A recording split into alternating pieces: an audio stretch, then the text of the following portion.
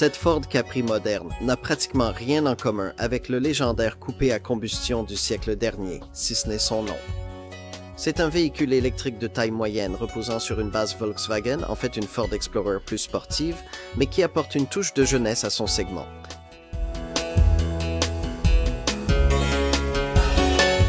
La nouvelle Capri électrique de Ford vise à offrir une nostalgie futuriste, et nous allons voir si c'est le cas. Nous sommes maintenant assez habitués à ce que les marques automobiles ressortent d'anciens noms mythiques et les réinventent autrement, mais Ford le fait plus que la plupart des autres.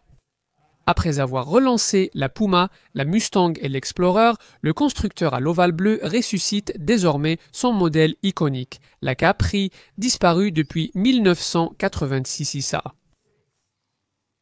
Comme votre père le dira, la Capri était un coupé sportif populaire chez les ouvriers, un genre aujourd'hui disparu mais très en vogue lors de son lancement en 1969, puis avec ses versions de 1974 et 1978.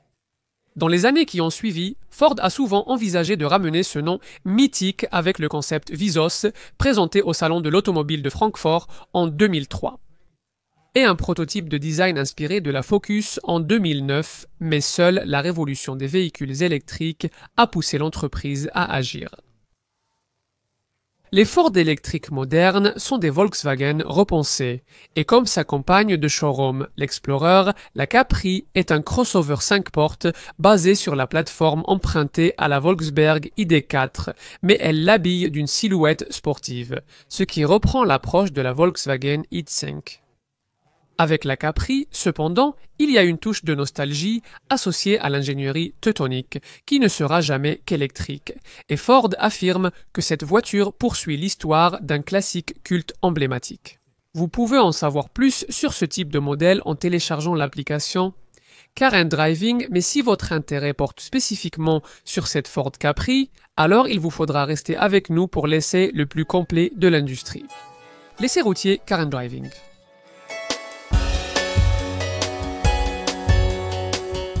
La Capri originale étant conçue avec des pièces d'autres voitures, comme la marque de Cortina, il est logique que la Capri électrique moderne reprenne aussi la plupart de ses éléments techniques, d'ailleurs. Pratiquement tout est partagé avec l'Explorer, de taille similaire, qui partage le même poids en concession.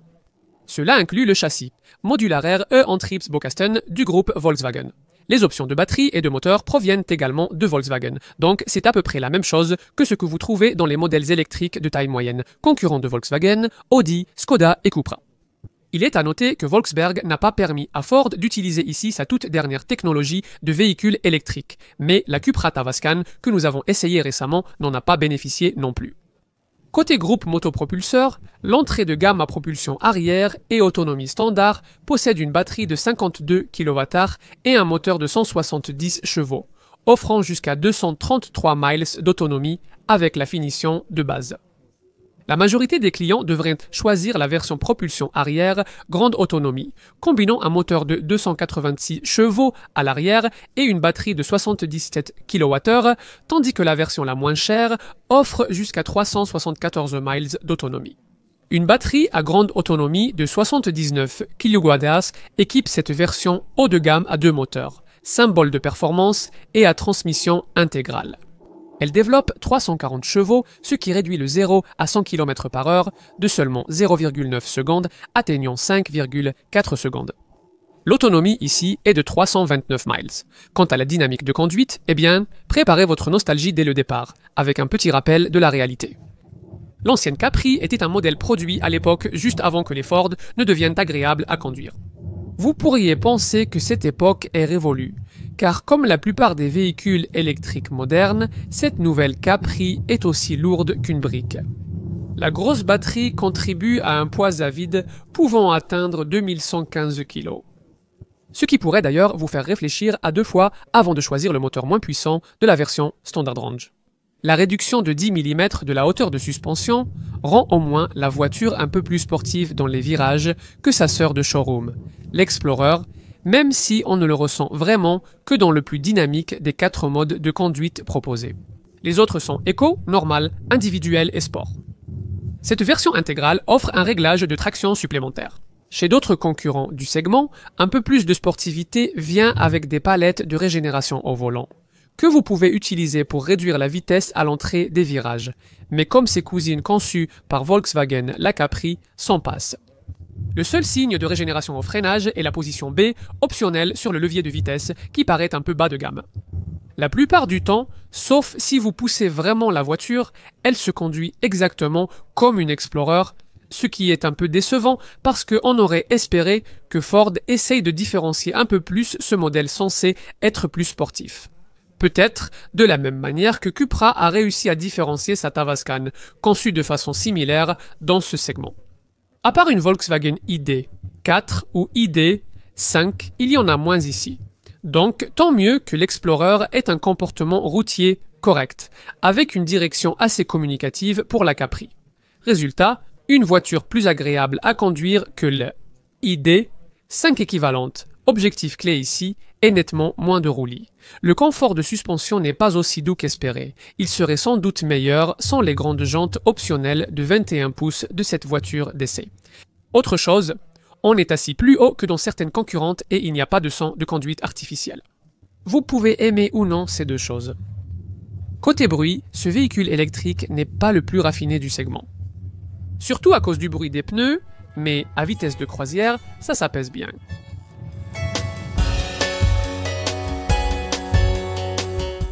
Ford déclare que cette nouvelle Capri apporte confiance au secteur des véhicules électriques et fera découvrir à de nouveaux conducteurs l'esprit d'un classique culte.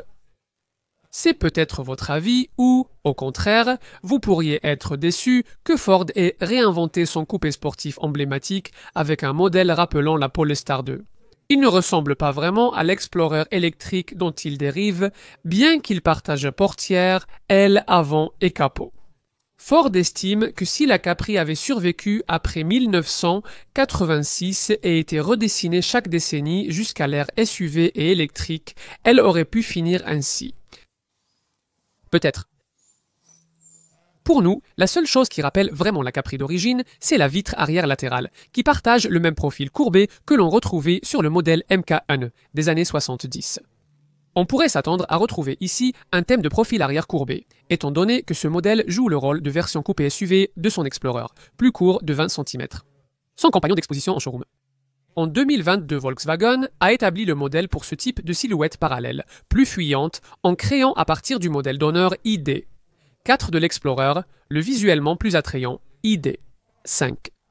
Comme pour cette voiture, la mission plus élégante de ce Capri permet d'améliorer sensiblement l'aérodynamisme, passant de 0,29 CD avec l'Explorer à 0,26 CD ici, et cela est encore favorisé par une garde au sol abaissée de 10 mm.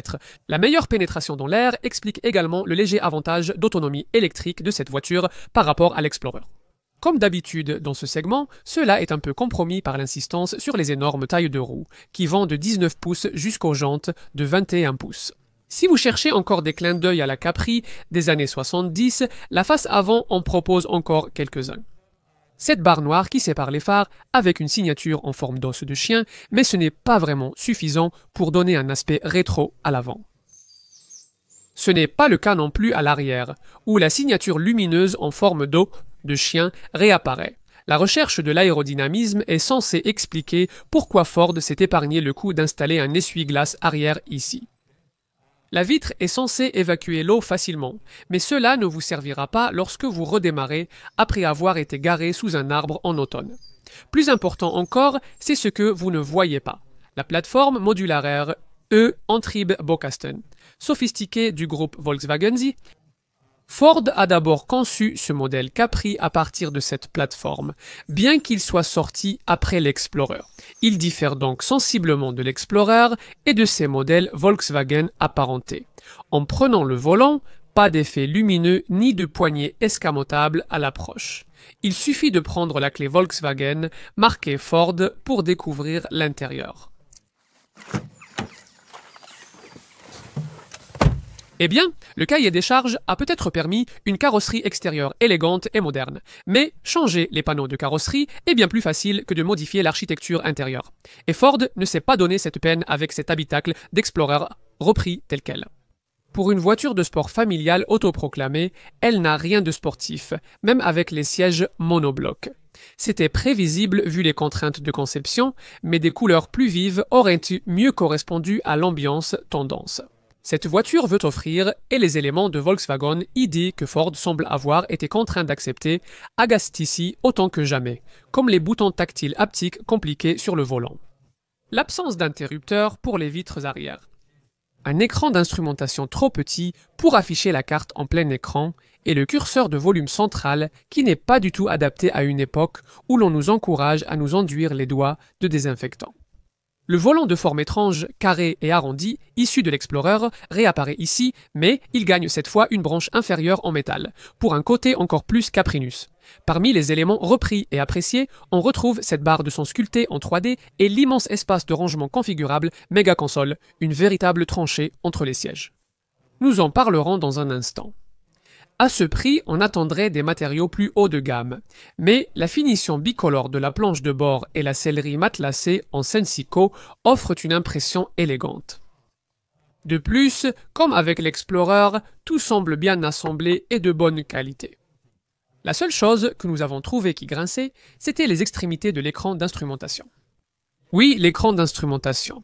Si vous passez de l'autre véhicule électrique de Ford dans ce segment, la Mustang Mach-E, un peu plus grande, le petit écran de 5,3 pouces que vous voyez à travers le volant, ici, est la première chose à laquelle vous devrez vous habituer. Évidemment, il n'y a pas beaucoup de place pour afficher grand-chose, mais cela fonctionne correctement avec le compteur de vitesse numérique central, que les boutons du volant peuvent déplacer vers la gauche ou la droite pour laisser de la place soit à un graphique d'aide à la conduite, soit aux instructions de navigation.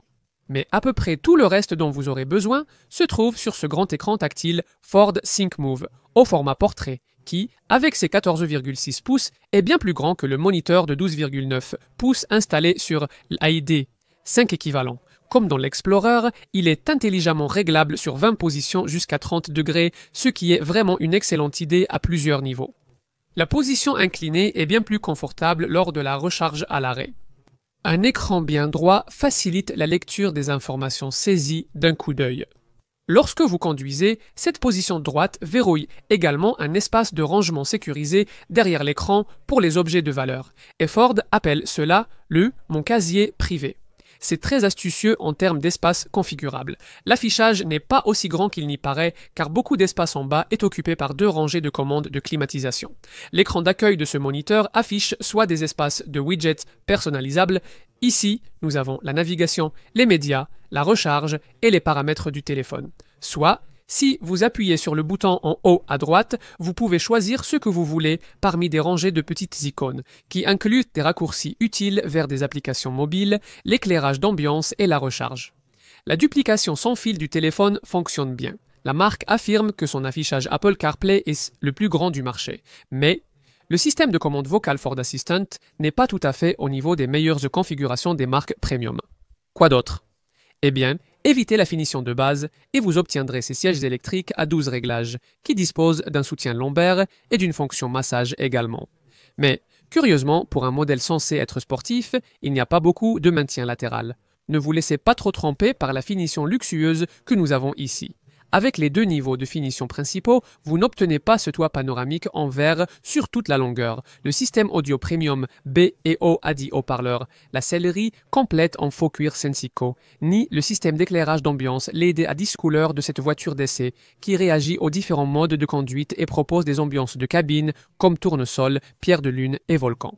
Nous devrions également souligner que sur toutes les Capri, même cette version à transmission intégrale, la plus chère, l'affichage tête haute est en option.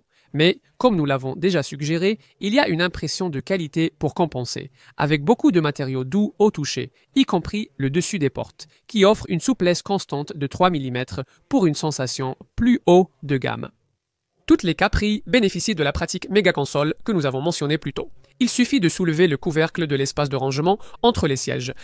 Retirez le plateau amovible. Puis, si vous avez besoin de plus d'espace, retirez également le compartiment porte-gobelet amovible juste devant le vide-poche. Tout cela créera une grande tranchée de 17 litres entre les sièges, suffisamment grande pour accueillir, par exemple, un sac pour ordinateur portable ou 3 bouteilles d'1,5 litre. Cela compense le petit vide-poche, bien que les bacs de porte soient directs et qu'un soient corrects. Vous pouvez aussi ranger des affaires sous la console centrale. Ford propose ce double rangement sans fil pour téléphone uniquement dès la finition supérieure. Les sièges sont confortables, mais la visibilité par-dessus l'épaule est réduite par la petite vitre arrière et les vitres latérales, rendant la caméra de recul et le capteur arrière indispensables. Bien, il est temps de regarder à l'arrière. Avec un SUV coupé de taille moyenne, on peut s'inquiéter de la hauteur sous plafond, et il faut faire attention en montant à bord. À l'intérieur, la garde au toit est meilleure qu'attendue malgré le toit incliné. Mais 2 personnes d'1,80 m pourraient être à l'étroit, surtout avec un toit panoramique en verre. Les modèles Volkswagen au style proche, comme la Cupra Taviscan et la Volkswagen ID.5 conviennent un peu mieux aux personnes grandes. Comme beaucoup de véhicules électriques de cette catégorie, cette banquette n'est ni coulissante ni inclinable. Cependant, grâce au tunnel central bas de la plateforme dédiée, un troisième adulte peut s'installer assez facilement au milieu. Ces petites vitres de custode à l'arrière empêchent cette zone d'être trop sombre, même sans le toit vitré. C'est agréable car cela s'étend jusqu'au-dessus de votre tête. On retrouve ici tout l'équipement habituel. 2 aérateurs avec 2 ports USB-C à proximité, un accoudoir avec porte gobelée, des poches au dos des sièges, des bacs de porte de taille raisonnable et 2 liseuses au plafond pour chaque passager latéral. Nous avons évoqué plus tôt que la Capri est 20 cm plus longue que l'Explorer, ces centimètres étant ajoutés au porte-à-faux arrière. Si vous avez déjà jeté un œil à l'Explorer, il sera évident dès que le haillon électrique s'ouvre que cette Capri dispose d'un coffre nettement plus grand, 572 litres, soit un peu plus de 100 litres de plus et assez spacieux pour accueillir jusqu'à 9 valises cabine. La capacité est de 527 litres avec la transmission intégrale. Quelle que soit la transmission, l'espace reste très utilisable. Comme souvent avec un véhicule électrique, il n'y a pas de roue de secours temporaire, faute de place pour la ranger. Sans pneus run flat de série, cela peut poser problème en cas de crevaison. Vous n'aimerez peut-être pas ce cache-bagages léger fourni par Ford à la place d'une tablette arrière, mais il se range facilement quand il n'est pas utile. Il y a ce plancher de coffre en 2 parties et la base du coffre en dessous qui dispose d'un compartiment profond pour les câbles de recharge. Voici une petite touche sympa, ce bac en plastique amovible dans la niche à gauche. Des lumières sont installées des 2 côtés de l'espace de chargement, mais pas à l'intérieur du haillon. En plus, vous avez une prise 12 volts à gauche, des crochets pour sac des 2 côtés et une sangle élastique à droite. Si vous avez besoin de plus d'espace, il y a une trappe à ski pour faire passer des objets plus longs dans l'habitacle si vous rabattez tout à plat. Ce modèle à propulsion offre jusqu'à 1505 litres d'espace contre 1460 litres pour la version à transmission intégrale. Tout devra aller à l'arrière ici, car cette Ford n'offre pas le véritable espace de coffre sous le capot que vous trouverez chez des rivaux comme la Kia véhicule électrique 6 ou la Tesla Model Y. On peut aussi acheter un organiseur de frunk peu profond, adapté à la partie supérieure sous le capot et livré avec un filet élastique.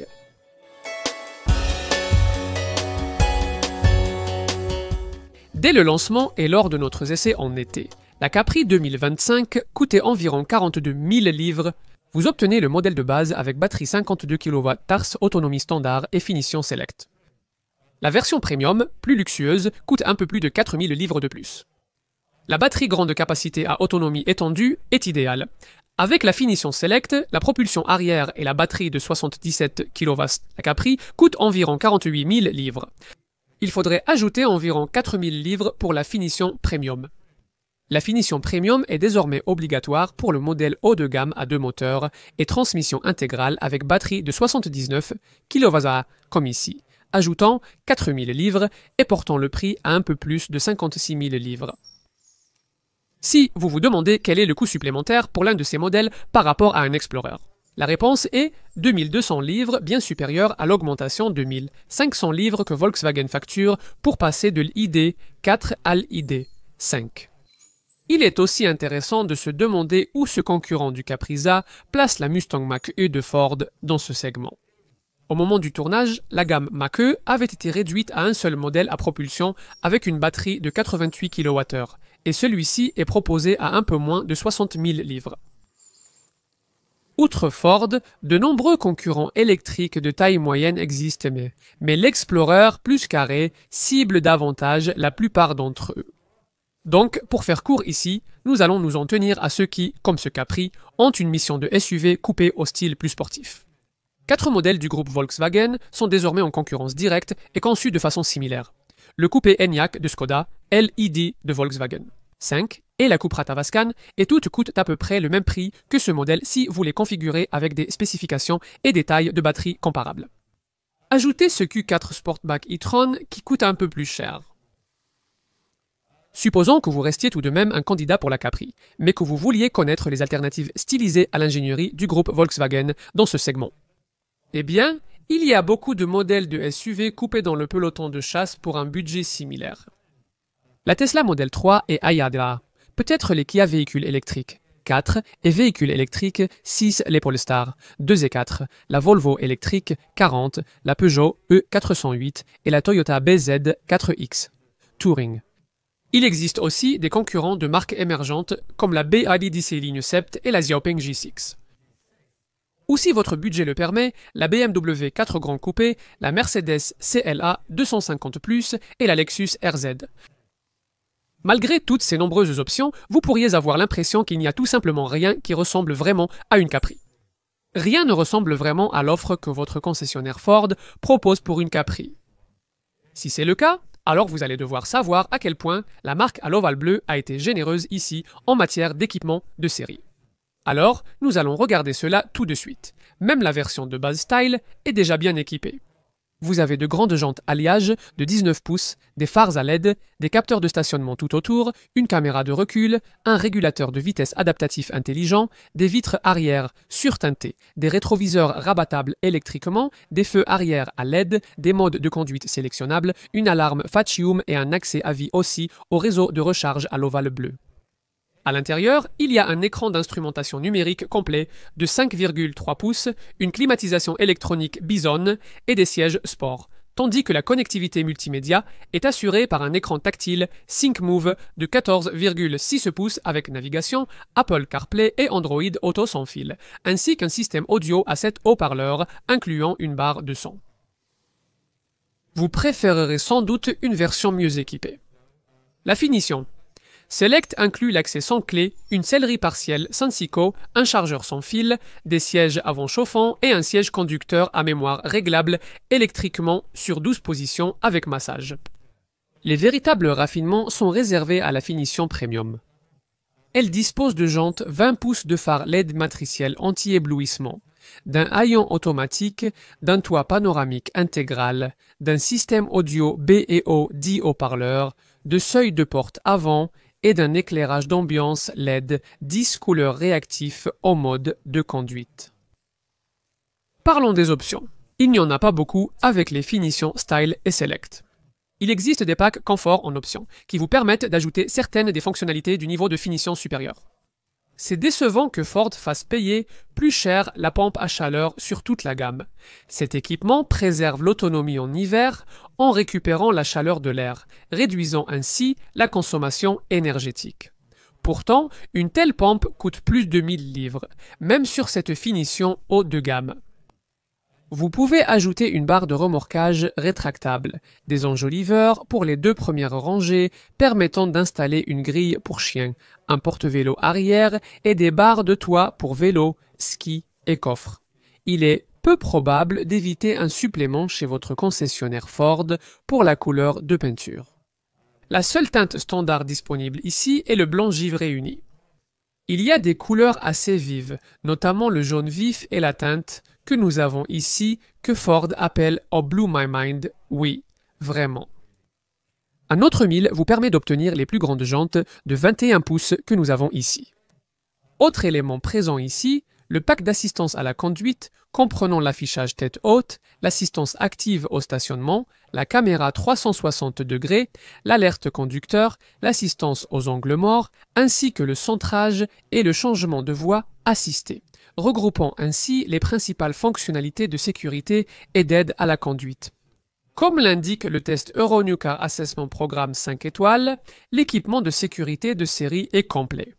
Assistance pré-collision, freinage autonome, maintien dans la voie, alerte de franchissement, toutes les fonctionnalités de sécurité passive et un ensemble d'airbags reliés à un système e-call. Il y a aussi l'alerte de circulation transversale avec freinage actif. C'est pour sortir des intersections et l'avertissement de sortie, qui empêche les passagers d'ouvrir leurs portes face à des véhicules arrivant en sens inverse, ainsi qu'une alerte de mauvais sens de circulation et le limiteur de vitesse habituel basé sur la reconnaissance des panneaux de signalisation.